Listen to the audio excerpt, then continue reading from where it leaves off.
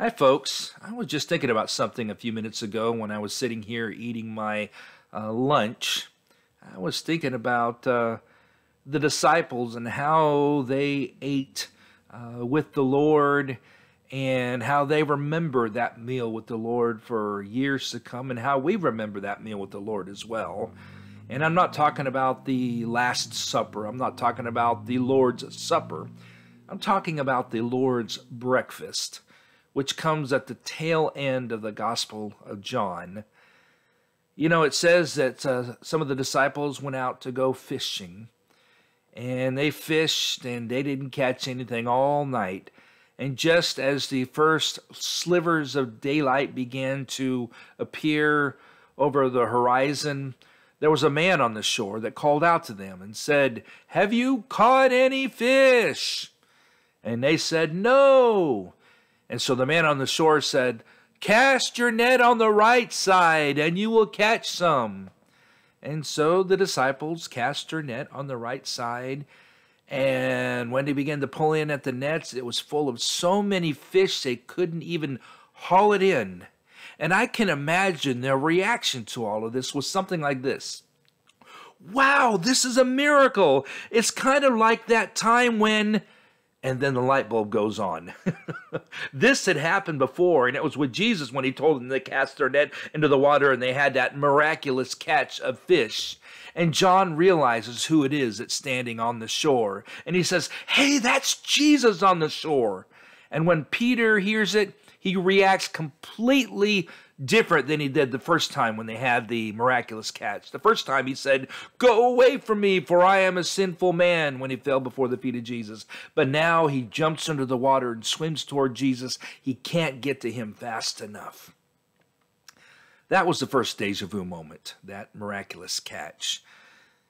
The second deja vu moment was when they came up to Jesus on the shore. He was fixing breakfast. Some fish and bread for them, and he told them to sit down and eat. And Peter notices that Jesus had prepared a charcoal fire. And I think John mentions that detail for a reason, because the last time Peter was around a charcoal fire in the presence of Jesus was in the courtyard of the high priest after they had arrested Jesus, and he had been warming himself at that charcoal fire. And the people there recognized Peter, and they said, "You're one of his disciples, aren't you?" And Peter denied it. Matter of fact, we know that he denied Jesus 3 times while he was there in the courtyard. And so I wonder if they came up and Peter saw the charcoal fire, if he remembered that. Another deja vu moment. The third deja vu moment is when Jesus questions whether Peter loves him or not. Jesus asks Peter, "Do you love me?" And Peter says, "Of course, you know I love you." And this goes on 3 times where Jesus asks Peter, "Do you love me?" And Peter answers, "You know I love you." In fact, there's a little bit going on in the Greek language here that may not come through in English. Jesus uses a different word for love than Peter does for love. Jesus says, he asks Peter, "Do you love agape, me?" And Peter answers, "Yes, I love philia, you." Now that second word, philia, is something that requires friendship, that requires a deep relationship. It is a feeling of friendship and love and devotion. And so it may have sounded something like this. "Peter, do you love me?" And Peter answers, "You know I dearly love you."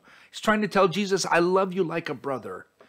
And the third time when Jesus asks Peter, "Do you love me?" he uses the same word. "Do you love me dearly? Do you love me like a brother?" And Peter is grieved and can't help but notice Jesus asks him 3 times around that charcoal fire. 3 times, the exact number of times that Peter had denied Jesus. And Jesus' response each time to Peter was, "Take care of my sheep." I think what's significant here is not so much what Jesus says, but even more so what Jesus did not say and what Jesus did not do. Oh, those three questions may have brought to mind the three denials, but Jesus doesn't throw it in Peter's face. When Peter says, "Yes, you know I dearly love you. I love you like a brother," Jesus doesn't say, "Well, oh yeah, then why did you deny me?" He doesn't take those denials and throws it into Peter's face. We know that those denials, we know that that particular moment in time doesn't characterize Peter overall. And what Jesus does is he allows Peter to declare his undying love for Jesus. And we know that Peter never denied Jesus again.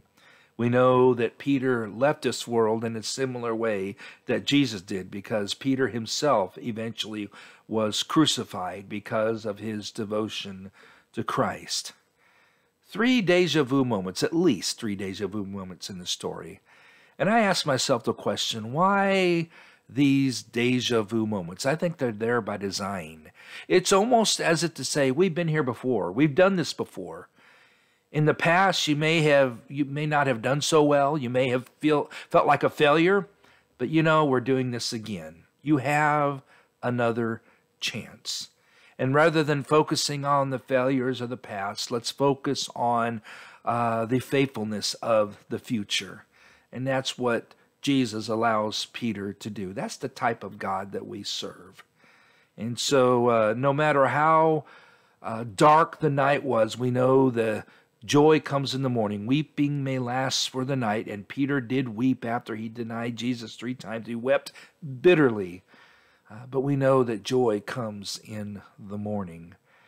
And so we have a second chance. As long as the sun comes up, and the sun was coming up that morning as they had breakfast with the Lord, and it was a new beginning as Jesus challenged them to follow him. "Follow me," he said. And so as long as the sun comes up, we have another day and another chance. So let's make the most of it.